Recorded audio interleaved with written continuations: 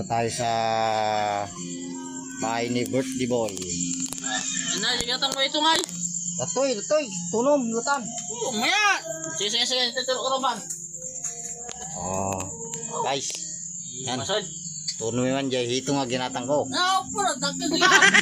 Gamat nun. Sigatang mo ito. Nagiging masod. Yamat nun.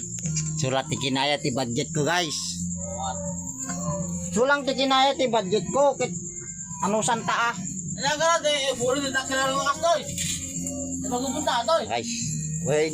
Tay, Tunom tay, litan, tay, dita. Takil na, magpupunta, takil na. Takil unay. Takil. Naman. Apa basi? Guys, Yamat.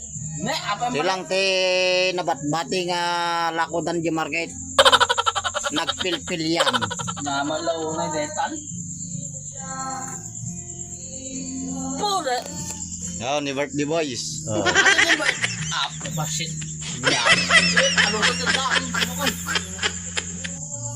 Hindi masanya pulutan. Tunumin guys. Magaling kang kupal ka. Mawan tipo, tubay gayam, sakit na lang. Da pagutangan jay. Ada kayo sa mga lang gayam. Da pagutangan jay. May na mga la. So guys, so atoy mo iti handa na iman oh.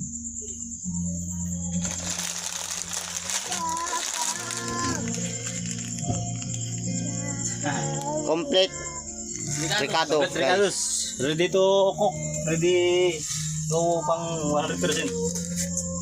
Ito, ano naman to? Pang ito yung ano. Ito yung pang merienda guys. Oh. Hindi totoo yan. Tapos na lang kumain, ito yung parang dessert.